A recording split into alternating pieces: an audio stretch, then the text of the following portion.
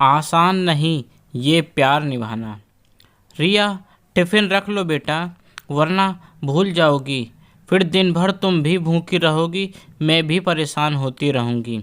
रिया फटाफट कॉलेज निकलने की तैयारी करने में लगी थी और मम्मी उसके पीछे पीछे भागकर उसके छूटे हुए सामान रखवाने में लगी थी। बच्चों को, पति को नाश्ता कराने में से लेकर उनका कोई सामान, मोबाइल रह न जाए, उनके आगे पीछे लग कर रही सुनिश्चित करती रहती है। चक्र घिन्नी की तरह घूमती रहती है। उफ, ये माएँ भी ना। रिया बहुत ही टैलेंटेड लड़की अपने कैरियर को निगाह पर रखकर ही हर फैसला लेती है, या यूं कहें कि बहुत सोच समझकर, ठोक बजाकर ही तय करती है। फालतू के इमोशंस का तो उसकी ज़िंदगी में कोई स्थान ही नहीं। उसका ज़िंदगी का फलसफा बिल्कुल तय है और गाड़ी भी उसी ओर जा रही है। अच्छी सर्विस में लगने के बाद शादी, फिर प्यारे प्यारे बच्चे, अपना घर। हाँ, अपने घर का कोना कोना बच्चों की सुविधा और खुशियों के अनुसार ही सजाना है। और इधर रिया की एक अच्छी मल्टीनेशनल कंपनी में नौकरी लगी नहीं कि पापा के दोस्त ने आगे बढ़कर अपने बेटे के लिए रिया का हाथ मांग लिया। मगर अभी रिया को कैरियर की शुरुआत में ही यह बाध्यता बंधन अच्छा नहीं लगा, तो पापा और अंकल दोनों ने कहा, कोई जल्दी नहीं है, तुम दोनों अच्छी तरह समझ लो फिर सोचना। और 2 वर्ष तो सर्विस की आपाधापी में कैसे निकल गए पता ही नहीं चला। अब रिया और अनुज दोनों दाम्पत्य जीवन के मधुर बंधन में बंध गए थे। दोनों की पोस्टिंग भी दिल्ली हो गई थी। दोनों अलग अलग कंपनी में थे, मगर एक ही शहर में थे। अनुज बहुत ही समझदार और सुलझे दिमाग का लड़का था। किराए के घरों में आने वाली परेशानियों के बाद दोनों ने अपना फ्लैट लोन कराकर ले लिया था। दोनों के मम्मी पापा आते बच्चों को व्यस्त जिंदगी में कुछ दिन जैसे खुशियों के पंख लग जाते, फिर वापस जाते ही सब कुछ यंत्रवत चलने लगता। सभी दोनों से पूछना चाहते थे, कहाँ है तुम्हारे घर में बच्चों का वो कोना जिसकी तुम हमेशा बात किया करती थी। मगर और फिर शुरू हुआ डॉक्टरों के पास दौड़ने का अंतहीन सफ़र। ढेर सारे इलाज, दवाइयाँ, और कुछ नहीं हो सका। अनुज की रिपोर्ट में स्पर्म काउंटिंग बहुत कम थी। अंततः वो कभी माता पिता नहीं बन सकते थे। पागल हो गए हो क्या?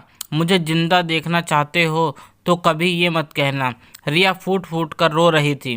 दरअसल उससे अनुज ने कह दिया था कि तुम अपनी ज़िंदगी किसी और के साथ शुरू कर सकती हो। मगर आज रिया का ये निश्चल प्रेम देखकर अनुज भी सहम गया था। सच भी है, पति पत्नी एक दूसरे का ऐसे साथ थोड़ी ना छोड़ते हैं। यह तो जन्म जन्म का नाता होता है। सुख भी साथ भी बिताना है और दुख भी।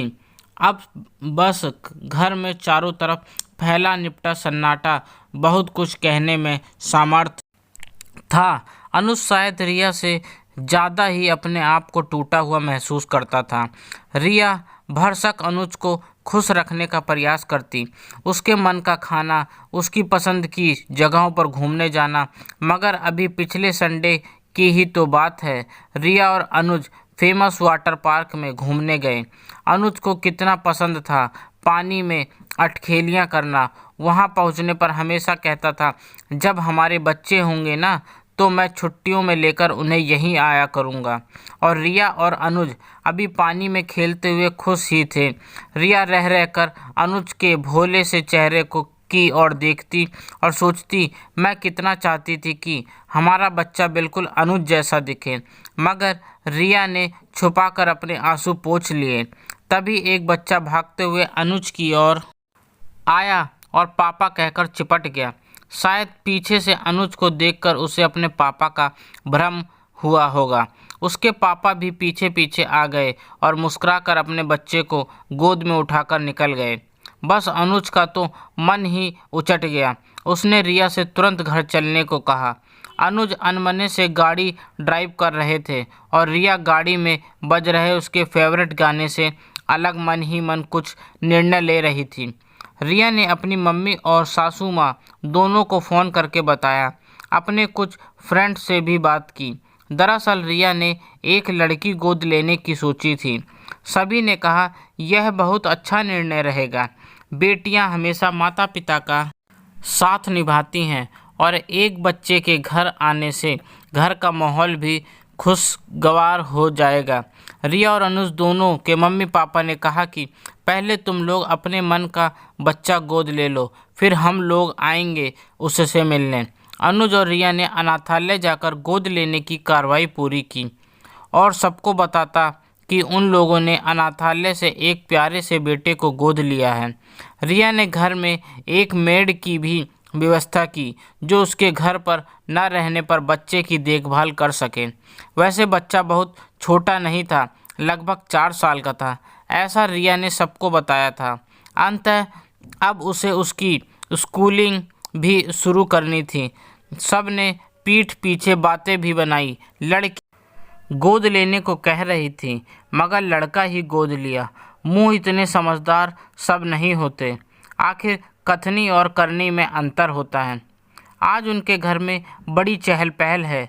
रिया अनुज ने अपने घर में छोटी सी पार्टी रखी है। अनुज स्टेशन गए हैं। दोनों के मम्मी पापा जो आ रहे हैं उनको कलाने सभी मित्र इकट्ठा हो गए हैं। आखिर कहाँ है उनका बेटा, जिसे देखकर समझदार बनने वाली रिया ने भी बेटी नहीं बेटा गोद लेने का निर्णय ले लिया, जिसके बाद से रिया और अनुज हर समय चहकते से रहते हैं। लगता है उनकी ज़िंदगी में बहार ही आ गई हो, जीने का मकसद मिल गया हो। मम्मी पापा भी आकर पार्टी में कुर्सियों पर बैठ गए, बच्चों के सरप्राइज़ का इंतज़ार करने लगे। रिया और अनुज अंदर गए और पर्दा हटा और दोनों ने मुस्कुराते हुए बाहर आए। मिलिए हमारे प्यारे से बेटे से, हमने इसका नाम ईशान रखा है। सबकी आंखें आश्चर्य से फटी की फटी रह गईं। दोनों के मम्मी पापा की आंखें आंसुओं से भीग गईं। रिया और अनुज व्हील चेयर पर अपने दिव्यांग बेटे को लेकर खड़े थे। मैं आप सबको बताना चाहती हूँ कि हम बेटी गोद लेने ही गए थे, तभी हमारी निगाह इस बच्ची पर पड़ी। हम में निगाहें मिलते ही इसने मुंह मोड़ लिया और इसकी आंखों से टप टप आंसू गिरने लगे।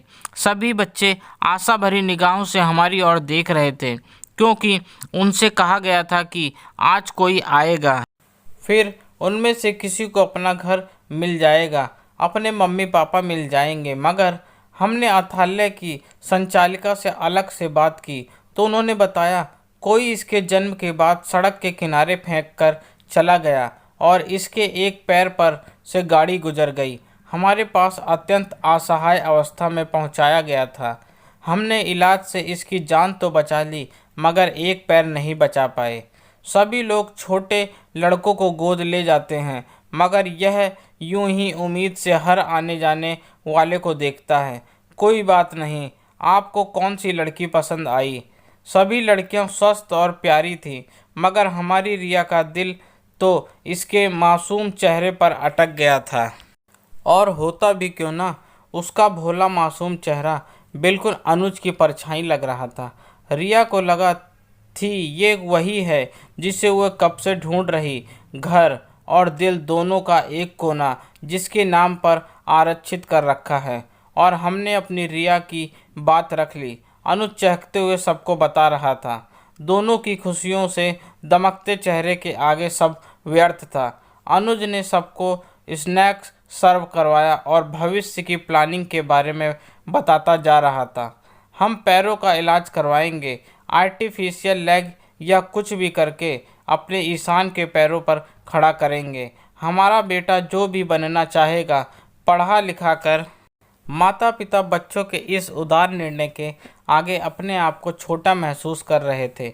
सभी मित्रों हृदय से दोनों ने माता पिता को उनके भविष्य के लिए शुभकामनाएं दे रहे थे।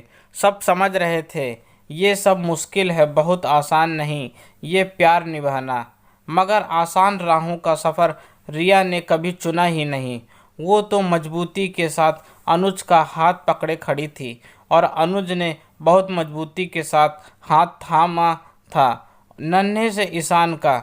ना जाने क्यों आज भी ईशान की आंखों में आंसू चमक रहे थे, शायद खुशी के। दोस्तों, आपको मेरी यह कहानी कैसी लगी कमेंट करके ज़रूर बताएं और मुझे सब्सक्राइब भी करें। आपका अपना दोस्त, धन्यवाद।